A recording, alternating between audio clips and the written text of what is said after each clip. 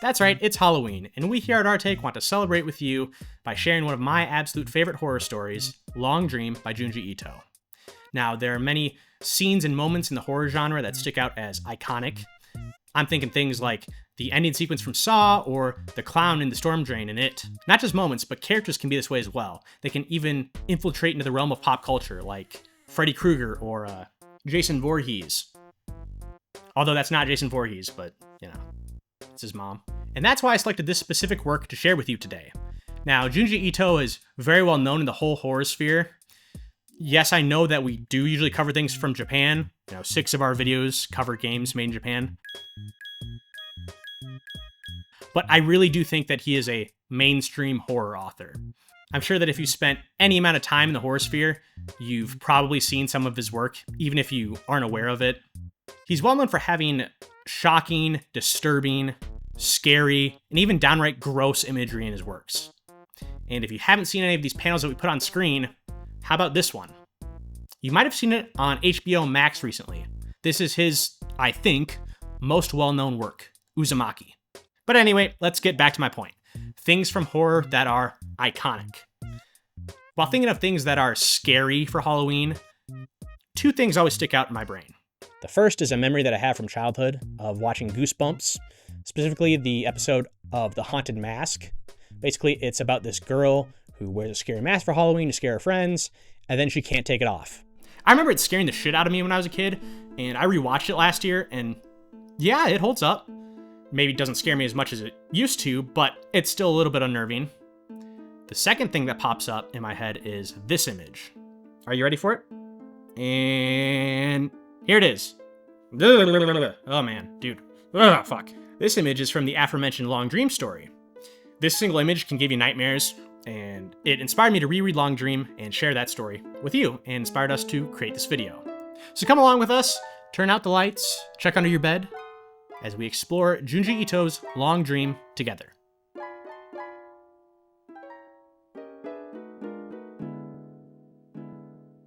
Our story opens with a woman in a hospital room having an existential crisis, talking about how she doesn't want to die, and so on and so on.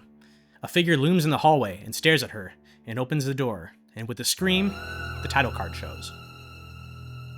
We learn this woman is named Mommy, which, side note, kind of a weird name in English. Mommy equals mommy.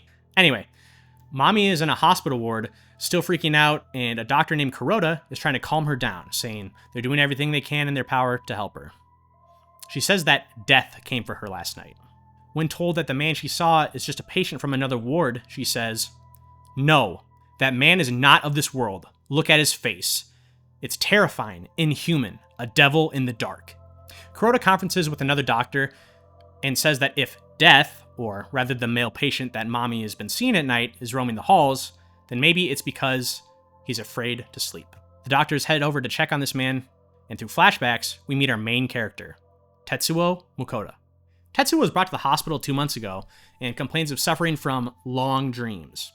And judging from his appearance, I can say that he looks like a tired guy. I mean, just look at him. You can tell this guy has not been sleeping very well. Tetsuo says that at first, his dreams felt like they just lasted 2 or 3 days, and that every time he went to sleep, the dreams kept getting longer and longer. Now, this wouldn't have been so bad if all the dreams were good, but Tetsuo suffers from nightmares, and they seem to be getting worse and somehow even more strange. It's up to the point that every night that Tetsuo goes to sleep, his dreams last for a whole year. He says that it affects his life tremendously, because when he wakes up, he can't even remember what is happening in the real world, as trying to remember yesterday is trying to remember back to a whole year ago. Now, this seems scary enough, but let's not get ahead of ourselves, alright?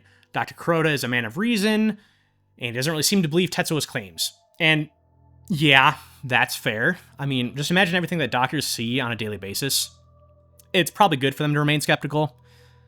But as Dr. Kuroda, and as we will find out, Tetsuo is unfortunately not lying.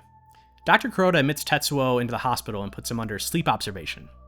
While watching Tetsuo sleep, Dr. Kuroda notices the man's entire body convulses. His eyes dart all over frantically, and his brainwaves are off the charts. But just as soon as it begins, so too does it end. The doctor wakes Tetsuo up, and Tetsuo doesn't even know where he is. He has to be reminded about being admitted to the hospital, and only then does he remember.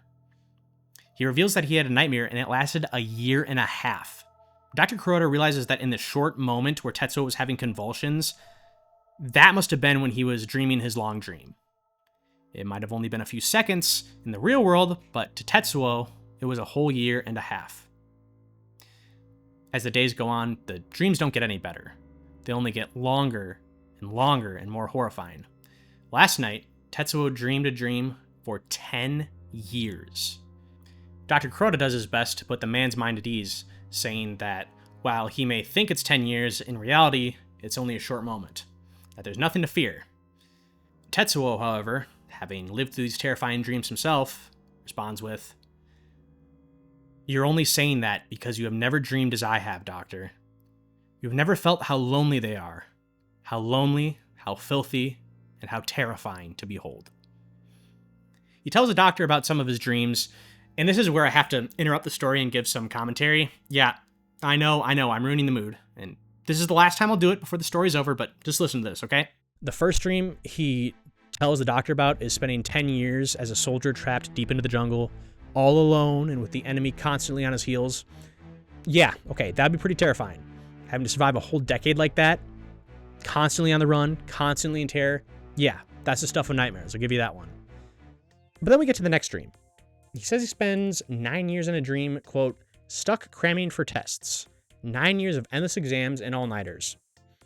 Hold on a minute. Now that sounds pretty stressful, sure. But 9 years? Like, I know people dream about stressful things about life and endless exams and tests. That's a common dream that people have, but 9 years? Like, when you stop in the dream and go, wait a minute, why am I taking all these tests? What are they for? How about I just, like, don't? Like, that has to happen on week 1 of the dream, right? But okay, I know dreams don't always make sense. You know, they're confusing. Don't always know what you're doing. It's a pretty common stressful dream, so I can excuse that one away. However, this next one, I just can't give it past too. He says he spends 8 years searching for a toilet that doesn't exist. Excuse me? What? Like, I feel like I need more information on this one. Because, okay, he's saying that he has to go to the bathroom and that he can't find one, right? Like, that's how I interpret it. But once again, like, how long would it take for you to just, like, I don't know, give up and shit your pants? Like, would it take you 8 years? Or is it like, or maybe he always has to go to the bathroom and then, like, he just physically can't until he finds a bathroom. But then at, like, that point, he doesn't really need to use the bathroom then, does he? Because, like, then it's just a feeling he always has. Doesn't need to go to the bathroom. I don't get it. The last one is just so absurd to me that I actually forgot about it until I reread the story. But I'm done now, okay? Let's all get back into a spooky mood, okay? Let's just move on with their story. Over time, Tetsuo's dreams get even longer. When he wakes up, it is only with great effort that he can remember what happened from the night before. It's as if 50 years passed overnight. When he wakes up, Dr. Kuroda remarks that even his speech has changed. It's like trying to talk to someone from a different century. His brain shows signs of actually having experienced such great lengths of time, and his physical appearance starts changing overnight as well. Which brings us back to the present day. This was all a flashback, remember? So, Kuroda and the other doctor are making their way to Tetsuo's room to check in on him. What awaits them, however, is not the same Tetsuo that we've seen up to this point. His appearance has changed dramatically. This old, horrific-looking, pitiful creature is a far, far cry away from the tired-looking man that we first met. Tetsuo doesn't know where he is or who Dr. Kuroda is. The doctor remarks that he's been a lot like this lately, and that it might be possible that Tetsuo thinks he is still dreaming. Suddenly, Tetsuo starts freaking out and demands to know where Mommy is, the girl from the beginning of the story. He says that Mommy is his love and that they've been together for thousands of years, that they've never left each other's side. He scrambles out of the room and dashes down the hallway towards her room. After the night that Tetsuo saw Mommy, that's the first beginning panels of the story if you remember, he dreamed of her, and he dreamed that they got married and that they spent eternity together. As he bursts into Mommy's room, he sees his wife of 1,000 years lying there in bed. But what Mommy sees, and what we see, is this horrifying monster standing there in the doorway. She's terrified and proclaims, "He's back for me. It's death." And from her point of view, It's hard to argue otherwise. But from Tetsuo's point of view, his wife of a millennium just freaked out and called him death. They're eventually separated, and back in Tetsuo's room, he remarks, "I see. So it was all a dream. The years we spent together, nothing but a dream. In reality, I am not her husband. I'm a man she screams at and calls death." He's heartbroken, and so am I. The very idea of something like this happening really does break my heart and messes with me in a strange way. It's like that one post on some image board. I can't remember if it was Reddit or 4chan. I'm sure some of you will know what I'm talking about. It's the one where the guy gets into an accident, he goes into a coma, and during his coma, he dreams that he meets a woman, he falls in love, he gets married, he has kids, and so on and so on. And then one day, he looks at a lamp, and he realizes that none of it is real, and he wakes up. Yeah, both that and this story just really make me feel, I don't know, sad, melancholy. Anyways, let's continue on. Tetsuo confesses his fear to Dr. Kuroda of his dreams getting longer and longer. He's scared that perhaps one day his dreams will never end. He says, "What will happen to me? What will happen to the man who wakes from an endless dream?" Mommy's condition worsens as well, with her fear of death reaching an all-time high. She spends her days writhing about in bed, screaming things like, "I don't want to die, I don't want to die," over and over again. When Dr. Kuroda goes to check in on the condition of Tetsuo after a few days, he's greeted with this sight. The same sight that I showed you at the beginning of this video, and the same sight that inspired me to share this story with you. It truly is the stuff of nightmares. Tetsuo dreams for what feels like eternities, and as he does, his body ages with him. All that's left of him is his uncanny, unnerving, creepy husk of a body, his skin cracking, and his hands are long and deformed into that of a monster's. One night, Dr. Kuroda records Tetsuo's most severe convulsions to date. He thinks that maybe Tetsuo has finally fallen into the endless dream that he once talked about. So the doctor stays by his side until morning, but he falls asleep, and he wakes up as dawn breaks, only to witness Tetsuo's body crack and fall apart into dust and these strange crystals. All that remained were the scraps of a lifeless husk. His spirit had long since departed for that endless dream. Although Tetsuo has perished, the doctor continues his work and tries to figure out what the crystals are and how they relate to Tetsuo's long dreams, but he's unable to make any headway. A little bit later in the future, we see that Mommy's condition has seemingly improved. Or at the very least, she's calmed down and isn't screaming things like, "I don't want to die," over and over again. Dr. Kuroda asks how she's feeling, and she says she's feeling better, but she does have one complaint. She's been having these strange dreams. Every night when she goes to bed, she feels as if her dreams last an entire month. Dr. Kuroda meets with the other doctor in our story, and when the other doctor asks, "How is this possible? Maybe Tetsuo's condition is contagious or something," Kuroda decides to share with him a little secret.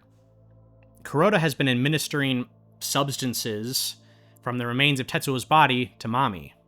Since she's terrified of death, Kuroda's solution is to make her dream forever. He says, "Say we had the power to show everyone an eternal dream, then mankind need never fear death ever again." Our story ends with a scene of Mommy laying in bed. She's asleep, deep inside a long dream, and her body is undergoing the same changes that Tetsuo had once gone through. And that's Long Dream by Junji Ito. While maybe not his magnum opus, it's still one of his more well-known works. And for good reason. You can't tell me that you didn't feel a chill run down your spine in at least one point in our story today. For me, I feel like the story could have ended after Mommy started having the long dreams. I didn't really need Kuroda turning into a mad scientist at the end to make a complete story, but it also doesn't harm the story, and it's a good ending. The concept of dreaming for years and years at a time and having nightmares that span thousands and thousands of years is absolutely bone-chilling. Tetsuo's ultimate fate is also a scary one to me, as it's entirely unknown. Yes, he disintegrated into dust and those strange dream rock things, but when he slipped into his endless dream, what was it? Was it a good one, like his 1,000 years spent with mommy? Or was it simply just another nightmare? The real victim of all this, besides poor Tetsuo, of course, is mommy. I mean, she really did get a raw deal if you think about it.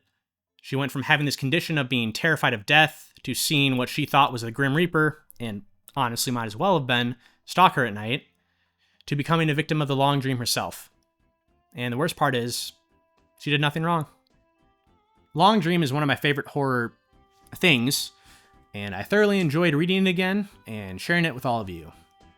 And I hope you enjoyed it too, or at least you found it entertaining. Thank you so much for being here with me, and I just want to say, Happy Halloween.